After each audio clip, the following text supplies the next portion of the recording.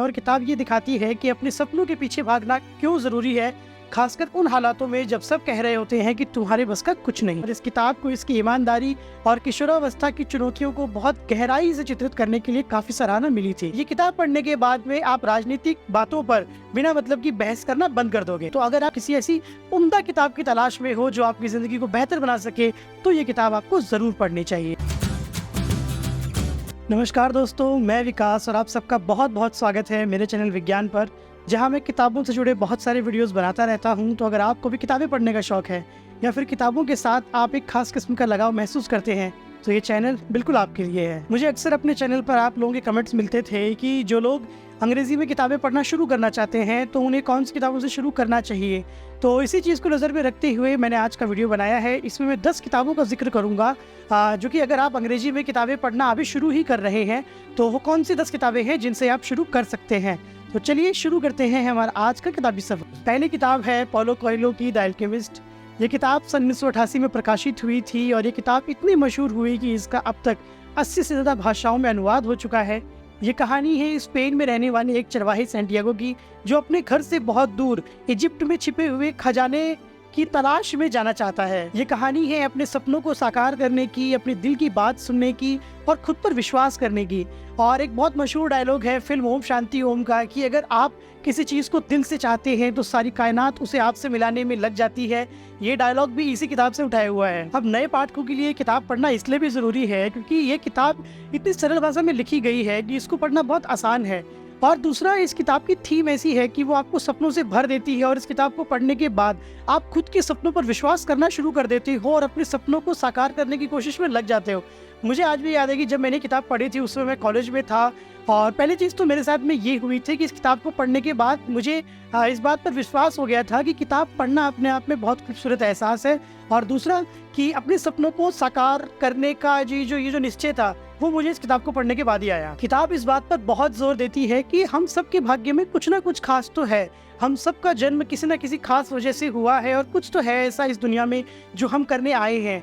और ये जो भाव है कि या तो हम उस सपने को साकार करें या उस सपने को साकार करने की कोशिश करें, ये हमें संतुष्टि से भर देता है। और दूसरी किताब है जॉर्ज ऑरवेल की द एनिमल फार्म। ये किताब देखने में आपको भले ही बहुत पतली सी लगे, मगर ये किताब राजनीति पर लिखी गई सबसे अच्छी किताबों में से एक है। और मैं दरअसल ऐसा कहता नहीं किसी किताब के बारे में, मगर फिर भी मैं कहूँगा कि अगर आपने ये किताब पढ़ ली तो आपको राजनीति पूरी समझ में आ जाएगी। आपको ये समझ में आ जाएगा कि सत्ता हाथ में आने से पहले बोलना अलग बात है, मगर सत्ता चीज़ ही ऐसी है कि जब एक बार कोई सत्ता में आ जाता है तो सत्ता अच्छे से अच्छे इंसान को भ्रष्ट बना देती है। और आपको ये भी समझ में आ जाएगा कि ये किसी राजनीतिक पार्टी की बात नहीं है, ये किसी राजनेता की बात नहीं है और ये आजकल की भी बात नहीं है, ये हमेशा से ऐसा होता आया है। और ये किताब सन 1945 में आई थी, मगर आप देखोगे कि आज भी राजनीति में कुछ खास बदला नहीं है। और ये किताब पढ़ने के बाद में आप राजनीतिक बातों पर बिना मतलब की बहस करना बंद कर दोगे। ये एक खेत की कहानी है जिसमें एक नेपोलियन नाम के सुअर की अगुवाई में सारे जानवर मिलकर अपने इंसानी मालिकों के खिलाफ बगावत कर देते हैं और अपने इंसानी मालिकों को खदेड़ कर खेत से बाहर कर देते हैं और खेत पर कब्जा कर लेते हैं।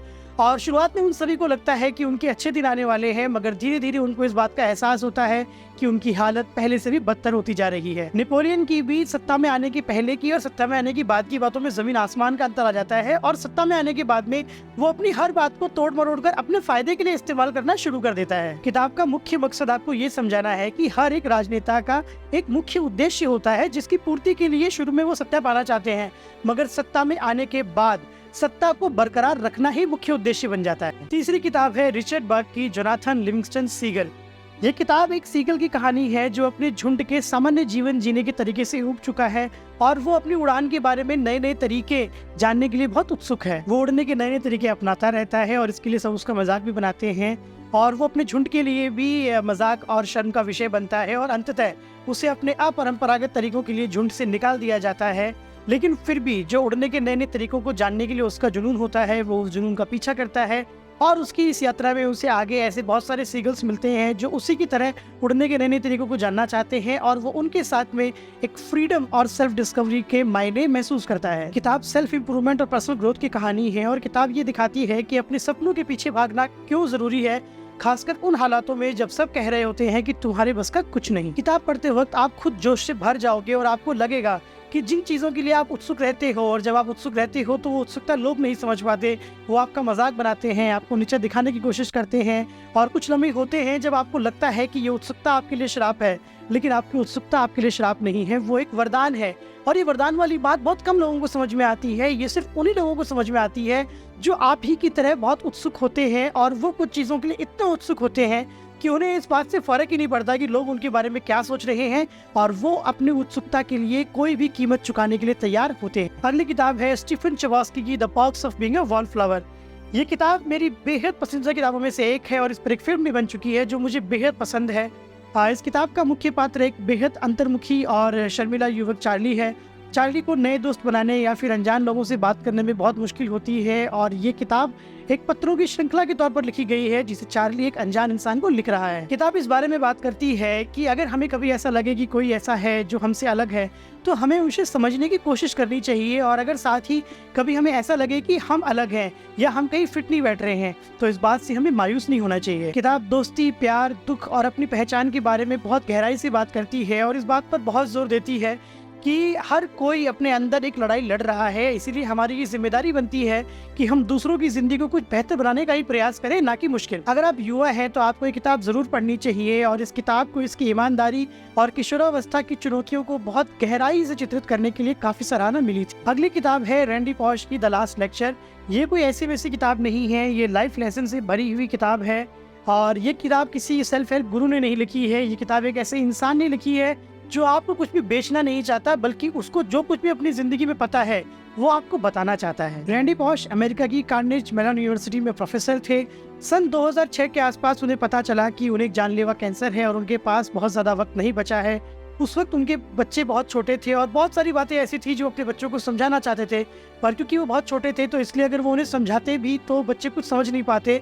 और इसी सिलसिले में उन्होंने द लास्ट लेक्चर सीरीज नाम से बहुत सारे लेक्चर्स दिए, और उनका ये मानना था कि अगर मैं पेंटर होता तो अपने बच्चों के लिए पेंटिंग्स बना के जाता, अगर मैं म्यूजिशियंस होता तो अपने बच्चों के लिए कुछ म्यूजिक बना के जाता, पर क्योंकि मैं एक लेक्चरर हूँ इसलिए मैं अपने बच्चों के लिए कुछ लेक्चर छोड़े जा रहा हूँ, और आज वही लेक्चर इस किताब के रूप में आपके सामने है। इन लेक्चर्स में मोटे मोटे तौर पर उन बातों के बारे में बात की गई है जो एक अच्छी जिंदगी जीने के लिए बहुत महत्वपूर्ण है, और इस बात पर भी वो बहुत जोर देते हैं कि हमें अपने सपनों का हर हाल में पीछा करना चाहिए, और जब भी हम अपने सपनों को साकार करने की कोशिश करते हैं तो हम और लोगों से थोड़ा सा ऊपर उठ जाते हैं। ये किताब आपको रुककर अपनी जिंदगी के बारे में सोचने के लिए मजबूर करेगी, और वैसे तो हर उम्र के व्यक्ति के लिए किताब बहुत महत्वपूर्ण है, मगर फिर भी अगर आप एक युवा हैं तो आपको ये किताब जरूर पढ़नी चाहिए। अगली किताब है खुशवंत सिंह की ट्रेन टू पाकिस्तान। ये किताब भारत के विभाजन के दौरान हुई हिंसा पर आधारित है, और ये किताब 1956 में प्रकाशित हुई थी और 1957 में इसे साहित्य कला अकादमी का अवार्ड मिला था। किताब की कहानी भारत और पाकिस्तान के बॉर्डर पर बने एक काल्पनिक गांव मानो माजरा की है, जहां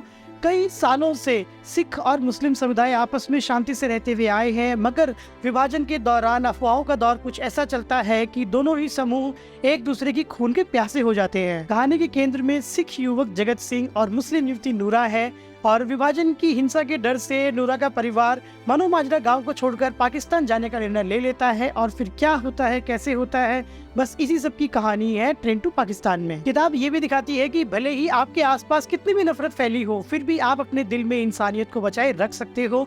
बहुत ही उम्दा किताब है, बहुत ही सरल भाषा में लिखी गई है, और मुझे याद है कि जब मैंने इस किताब को पहली बार पढ़ा था तो मैंने 5-6 घंटे के अंदर इस किताब को पूरा पढ़ लिया था। अगली किताब है जोसेफ मर्फी की the power of subconscious mind. ये किताब सन 1963 में प्रकाशित हुई थी, और ये किताब इतनी मशहूर हुई कि अब तक इसकी करोड़ों से ऊपर कॉपियां बिक चुकी हैं। और इस किताब में जोसेफ मर्फी बात करते हैं कि हमारे पास दो तरह के दिमाग होते हैं, एक होता है कॉन्शियस माइंड और एक होता है सबकॉन्शियस माइंड। कॉन्शियस माइंड वो माइंड है जिसे हम अपना दिमाग कहते हैं, जो भी हम निर्णय सोच समझ के लेते हैं वो हम कॉन्शियस माइंड से लेते हैं, और इसकी सतह के नीचे एक होता है सबकॉन्शियस माइंड। हमारे जो भी विचार, हमारे जो भी फीलिंग्स हैं, या फिर एक तरह से ये कह सकते हैं कि हमारी जो भी आइडेंटिटी है वो हमारी सबकॉन्शियस माइंड की जो थिंकिंग है उस पर ही आधारित होती है। ये किताब मैंने अपने कॉलेज के दिनों में पढ़ी थी, और इस किताब ने मेरे मन पर बहुत गहरा प्रभाव छोड़ा था। और ये किताब ना सिर्फ सबकॉन्शियस माइंड की बात करती है, बल्कि हमें उसके पीछे का विज्ञान भी समझाती है। किताब बहुत सारी एक्सरसाइजेज और प्रैक्टिसेस भी देती है, जिनका उपयोग करके आप अपने सबकॉन्शियस माइंड को रीप्रोग्राम कर सकते हो और अपनी जिंदगी को बेहतर बना सकते हो। तो अगर आप किसी ऐसी किताब की तलाश में हो, किसी ऐसी उम्दा किताब की तलाश में हो जो आपकी जिंदगी को बेहतर बना सके, तो ये किताब आपको जरूर पढ़नी चाहिए। अगली किताब है अगाथा क्रिस्टी की and then there were none. ये किताब सन 1939 में प्रकाशित हुई थी और ये अब तक के सबसे रोचक उपन्यासों में से एक है और अगाथा क्रिस्टी के भी सबसे महान कार्यों में से एक है। इसमें 10 अजनबियों को एक रहस्यमयी द्वीप पर बुलाया जाता है और उन्हें आने के बाद में मालूम चलता है कि अब वो ये द्वीप छोड़ के नहीं जा सकते। और जैसे कि आपको इस किताब के टाइटल से ही मालूम चल रहा होगा कि उसके बाद एक एक करके फिर वो मरने लगते हैं। ये क्लासिक मर्डर मिस्ट्री है और इस किताब की खास बात ये है कि ये बहुत अच्छे तरीके से लिखी गई है। इसकी भाषा बहुत सरल और स्पष्ट है और अगाथा क्रिस्टी जी इस चीज़ के लिए बहुत मशहूर थी कि वो अपने पाठकों का समय बिल्कुल बर्बाद नहीं करती थी। वो किरदारों के या चित्रों के बहुत लंबे लंबे विवरण देने के बजाय अपनी कहानी की गति को बनाए रखने में ज़्यादा विश्वास रखती थी। अगाथा क्रिस्टी जी ने सारे किरदार बहुत अच्छे तरीके से लिखी हैं और सभी किरदारों का अपना एक गुप्त अतीत है और इसीलिए जब वो एक एक करके मरने लगते हैं तो हमें ऐसा लगता है कि उनके साथ में हमारा भी बहुत कुछ दांव पे लगा है। और ये किताब ये भी दिखाती है कि जब मौत सामने हो तो सारे नैतिक मूल्य धरे के धरे रह जाते हैं और ये किताब आप जब एक बार उठा लोगे तो इसे वापस रखना बहुत बहुत मुश्किल है। इसीलिए मेरी तरफ से ये किताब हाईली रिकमेंडेड है। अगली किताब है आर.के. नारायण जी की मालगुडी डेज। ये किताब मालगुडी नाम के एक काल्पनिक कस्बे पर आधारित कहानियों का संग्रह है और इसमें बहुत सारी छोटी मोटी मजेदार हल्की फुल्की और गहरी कहानियां हैं जिनको एक बार पढ़ लेने के बाद वो कहानियां आपको सालों तक याद रहेंगी। इस किताब की खासियत ये है कि ये हर उम्र के लोगों को पसंद आती है और वैसे भी आर.के. नारायण जी तो अव्वल दर्जे के लेखक थे। ग्राहम ग्रीन जैसे लेखकों ने भी उनकी प्रशंसा में इतना कुछ लिखा हुआ है। वो बहुत ही सरल भाषा का इस्तेमाल करते थे और वो अपने किरदारों के ऐसे चित्र खींचते थे कि वो किरदार किताब पढ़ लेने के बहुत सालों बाद भी आपको याद रहते हैं, आपके मन में वो छाए रहते हैं। तो इसीलिए मेरी आप सबसे गुजारिश रहेगी कि अगर आप इंग्लिश में किताबें पढ़ना भी शुरू ही कर रहे हैं तो ये बहुत ही उम्दा किताब है उस शुरुआत को करने के लिए और मेरी की तरफ से ये किताब हाईली रिकमेंडेड है। अगली किताब है रॉबिन शर्मा की the monk who sold his Ferrari और मुझे ऐसा लगता है कि बहुत कम लोग ऐसे होंगे जिन्होंने इस किताब का नाम नहीं सुना होगा। ये किताब इतनी ज़्यादा मशहूर हुई कि अब तक इसका 50 से ज़्यादा भाषाओं में अनुवाद हो चुका है। ये एक लॉयर की कहानी है जो हर तरीके से सफल है मगर एक बहुत तनाव भरी जिंदगी जी रहा है और फिर उसकी ज़िंदगी में एक दिन आता है जब उसे हार्ट अटैक पड़ता है और उस दिन उसे एहसास होता है इस बात का कि यार बहुत हो गया और फिर वो अपनी फरारी बेचकर हिमालय की तरफ निकल जाता है।